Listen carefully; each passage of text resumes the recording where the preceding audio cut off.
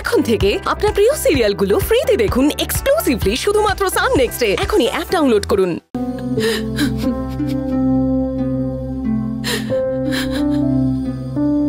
মোহিনী, তুমি ছাড়ো না রাগটা।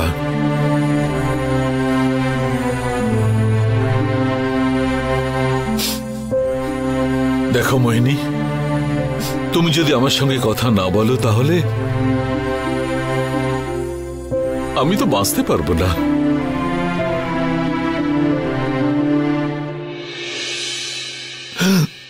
আরে তুমি কিছুতে আমার উপর বিশ্বাস রাখতে পারছো না যে আমি যা করি সেটা ভালোর জন্যই করি। তুমি বুঝতে পারছো না আমাকে এত বড় একটা বিজনেস চালাতে হয়, এই পরিবারটাও সামলাতে হয়। মোহিনী, তুমি একটু ভেবে দেখো আমার কথা।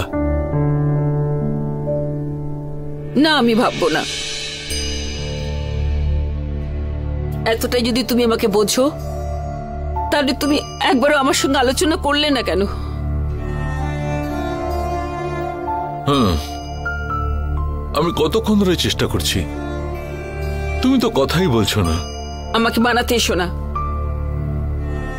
আরে তোমার সঙ্গে কথা না বলে থাকতে পারি?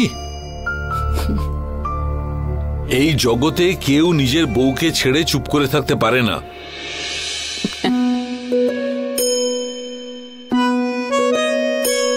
ঠিক আছে, তোমার কথা আমি বুঝতে পারছি, কিন্তু মোহিতের এতটা পরীক্ষা তুমি নিও না গো।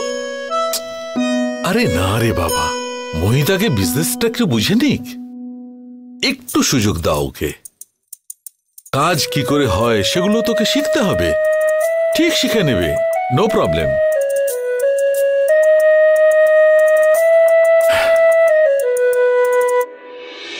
গৌরী, তোমাকে কি করেছে ধন্যবাদ জানাবো বুঝতে পারছি না।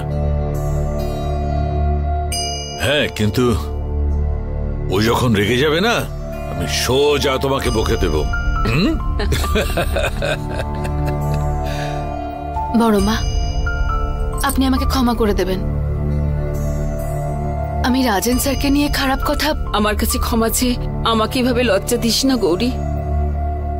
জানি তুই যা করিস বাড়ির সকলের ভালোর জন্যই করিস, তোর প্রতি আমার কোনো রাগ নেই। তোমার প্রতি শ্রদ্ধা আমার আরো অনেক বেড়ে গেল।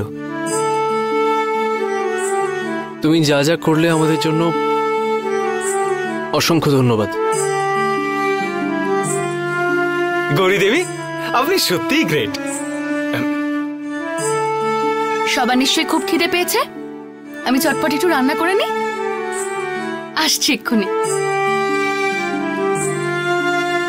রুদ্র, আমাকে ক্ষমা করে দে বাবা, আমি তোর ওপরেও খুব রাগ করেছিলাম। বড় মা, গৌরীকেও বিনা কারণে কত কি বলেছি, ওর কাছেও ক্ষমা চাওয়া উচিত।